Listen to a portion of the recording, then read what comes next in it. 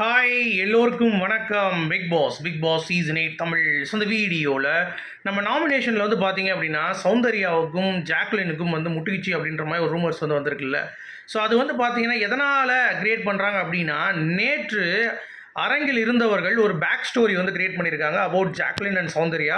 So இது எந்த அளவுக்கு உண்மைங்கிறது தெரியல. நேற்று ஏன்னா ஷோ போயிருந்தீங்கன்னா சொல்லுங்கள். ஏன்னா ஷோ போனவங்க தான் அங்கே ஒரு ஸ்பேஸில் வந்து பேசிகிட்டு இருந்தாங்க. அதை பற்றின ஒரு இது வந்து லீக் ஆகிருக்கு கம்ப்ளீட்டாக.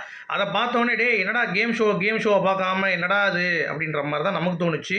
ஸோ என்ன நடந்துச்சு அப்படிங்கிறதை பற்றி வந்து பார்த்தீங்கன்னா டீட்டெயிலாக டிஸ்கஸ் பண்ண போகிறோம். ஸோ வீடியோக்குள்ளே போகிறதுக்கு முன்னாடி சேனலுக்கு புதுசாக இருக்கிறவங்க கண்டிப்பாக சப்ஸ்கிரைப் பண்ணிக்கோங்க, வீடியோ மறக்காமல் லைக் பண்ணிக்கோங்க. இப்போ நம்ம வீடியோக்குள்ளே போகலாம். ஸோ சௌந்தர்யா அண்ட் ஜாக்லின் பனிப்போர் வந்து ஆரம்பிச்சிருச்சு அப்படிங்கிறது நேற்று எபிசோட்லேருந்தே நமக்கு வந்து தெரிஞ்சிருக்கும். அதாவது சாட்டர்டே எபிசோடில் சௌந்தர்யாவுக்கு பதிலாக நம்ம ஜாக்லினுக்கு கிளாப் சொல்லியிருந்தோம். என்ன சொந்தக்காரங்களாம் கூப்பிட்டு வந்தீங்களான்னு சொல்லிட்டு நம்ம விஜய் சேதுபதி கேட்பார்ல. ஸோ அது உண்மையிலே வந்து பார்த்திங்கன்னா சொந்தக்காரங்க தான் கூப்பிட்டு போயிருக்காங்க. எப்படி சௌந்தர்யா வந்து பார்த்திங்கன்னா அவங்கவுங்க ஃபேன்ஸை வந்து வாரம் போய் கைதட்ட வைக்கிறாங்களோ ஒரு பூஸ்ட் கொடுக்குறதுக்கு, அதே மாதிரி ஜாக்லின் ஃபேன்ஸ் வந்து இப்போ ஸ்பெஷலாக பெர்மிஷன் கேட்டு கொய்யால் எல்லாம் சேர்ந்து போயிருக்காங்க, போய் அங்கே கைதட்டிருக்காங்க. அதனால தான் வந்து அவ்வளோ கிளாப்ஸ் வந்து விழுந்திருக்கு. ஏன்னா இல்லாட்டி ஓட்ஸ் ரிஃப்ளெக்ட் ஆகணும்ல, ஓட்ஸே இல்லையே மக்கள் ஓட்டு. ஸோ அப்படி இருக்கும் பொழுது சௌந்தர்யா கம்பேர் பண்ணும்போது ஜாக்லினுக்கு வந்து ஓட்டு வந்து கம்மியாக தான் இருக்குது அப்படின்றதுனால என்ன ஆயிருக்குன்னா, அங்கே போய் இவங்க சவுண்டு விட்டுருக்காங்க. அப்போ சவுண்டு எந்திரிச்சு பேசும்போது ஆட்டோமேட்டிக்காக அங்கே ஒரு கிளாப்ஸ் வந்து இதாகும்ல. அப்போ என்ன பண்ணியிருக்காங்கன்னா கிளாப்ஸே அங்கே இல்லையா, சைலண்ட்டாக இருந்து தான். அப்போ என்ன பண்ணியிருக்காங்க, ரெக்கார்டர் கிளாப்ஸை இவனுக்கும் முத்துக்கும் போட்டு விட்ருக்காங்க அப்படின்ற மாதிரி சொல்கிறானுங்க உள்ளே போனவங்க. ஸோ இது வந்து எப்படினாலும் உருட்டலாம். ஏன்னா அரங்கில் இருந்தவர்கள் வந்து பார்த்தீங்க அப்படின்னா சிவகுமார் வந்து வெளியே போயிட்டான்னு சொல்லிட்டு முத்து தனியாக நின்றான்னு சொன்னாங்க. முத்து வந்து அந்த பொம்மையை உடைக்கிறது பிடிக்கலான்னு தனியாக நிற்கிறான். அதை வந்து சுற்றி விட்டானுங்க. அந்த மாதிரி இந்த விஷயம் சுற்றி விட்றதா தான் இருக்கும்னு நினைக்கிறேன். எனக்கு தெரிஞ்சு அந்த மாதிரி இருக்காது. என்ன நடந்துன்னு சொல்கிறாங்க பாருங்கள். அதாவது அரங்கில் போனவங்களே வாய்ஸ் மெசேஜில் பண்ணுறானுங்க. அதாவது அந்த ஸ்பேஸில் பேசிகிட்டு இருக்கானுங்க. என்ன அப்படின்னா, எனக்கு ஷாக் ஆகிடுச்சு. ஏன்னா ஜாக்லின் வந்து சப்போர்ட்டர்ஸ் வந்து பேசிகிட்டு இருந்தாங்க, நான் யார் சப்போர்ட்டர் இல்லைன்றான் அந்த பேசுகிறவன். சௌந்தர்யாவும் இல்லை, ஜாக்லின் இல்லை. பட் நான் பார்க்கும் பொழுது அவங்க ஜாக்லின் ரொம்ப வந்து கத்திட்டு இருந்தானுங்க. கிறிஸ்டியானிட்டியை பற்றி பேசும்போது விஜய் சேதுபதி வந்து கண்டிச்சார், அது மதத்தை பற்றி உள்ளே கொண்டு வராங்க அப்படின்ற மாதிரி வந்து பேசியிருந்தாங்க.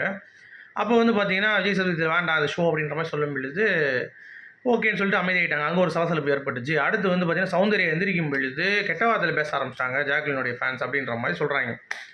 அப்போ டீம் மெம்பருக்கும் அந்த வெளியே வந்தவங்களுக்கும் குரூவுக்கும் வந்து பார்த்திங்கன்னா ஒரு வாக்குவாதம் போயிருக்கு இந்த மாதிரி. அப்புறம் அப்படி எல்லாத்தையும் அனுசரித்து சரி கட்டி அவங்க எல்லாம் வந்து இதுலேயே சாட்டர்டே எபிசோட்லேருந்து வெளியே அனுப்பி விட்டாங்களாம் ஜாக்லினோட இது.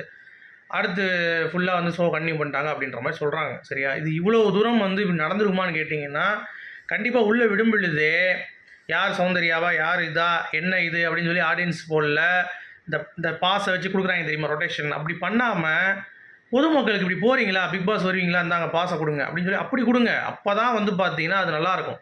நீங்கள் ஒவ்வொருத்தனுக்கும் வந்து பார்த்தீங்கன்னா ஏற்கனவே ஒரு கான்ட்ராக்டை பிடிச்சி வச்சுப்பான். இப்போ இந்த வருஷம் ஆரிக்கு வந்து பார்த்தீங்கன்னா சப்போர்ட் பண்ணியிருந்தான் அப்படின்னா அடுத்த வருஷம் வந்து பார்த்தீங்க அப்படின்னா அசீமுக்கு சப்போர்ட் பண்ணுவான், இல்லை வேறு யாருக்கா சப்போர்ட் பண்ணுவான். அவனை தான் திருப்பி வரான்.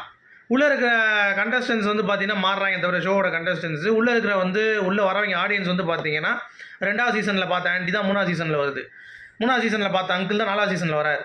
ஸோ செட்டு வந்து ரெகுலராக இருக்குது, யாருமே புதுசாக பார்க்க முடியல. நம்ம உள்ளே இருக்கிறவங்க எல்லாமே ரிப்பீட்டடாக வந்துட்டு இருக்கேன். இப்போ ரம்யா பாண்டியன் ஃபேனாக இருந்தானா இந்த சைடு வந்து பார்த்தீங்கன்னா சம்யுக்தா ஃபேனாக இருக்கேன், சம்யுக்தா ஃபேனாக இருக்கிறவன் வந்து பார்த்தீங்கன்னா இந்த வட்டம் வந்து பார்த்தீங்கன்னா சௌந்தர்யா ஃபேனாக இருக்கேன். இந்த மாதிரி தான் வந்து சுற்றி பேசிகிட்டு இருக்காங்க அப்படிங்கிறது பார்க்க முடியுது. ஸோ அப்படி இருக்கும் பட்சத்தில் நீங்கள் அந்த ஆடியன்ஸ் பாஸை வந்து இப்படி மாதிரி பண்ணி விட்டாதான் நாளைக்கு எவனும் வந்து உட்காந்து சப்போர்ட்டிவாக வந்து பேசுகிற அந்த மாதிரி வந்து பண்ண மாட்டானுங்க. பட் இது வந்து உண்மையாக அப்படிங்கிறது தெரியல. அவங்க பேசுகிறாங்க அப்படி ஸ்பேஸில் போட்டு சௌந்தர்யாவுக்கு இதுக்கு ஆதரவு வேண்டும் ஆச்சு வச்சுன்ட்டு. நான் என்ன கேட்குறேன், சௌந்தர்யாவுக்கு மட்டும் இல்லை இருக்குது அப்படிங்கிறத எப்படி நீங்கள் சொல்கிறீங்க? பிஆருங்கிறது அவங்களும் ஒன்றும் பெருசாக பண்ணலையே, அப்புறம் எதுக்கு இவ்வளோ சப்போர்ட் இருக்குது மக்களுக்கு? கேட்டால் இயல்பாக இருக்காங்க, ப்ரூட்டலி ஹானஸ்ட்டுமாங்க. ஆனால் அந்த மாதிரி எதுவுமே தெரில.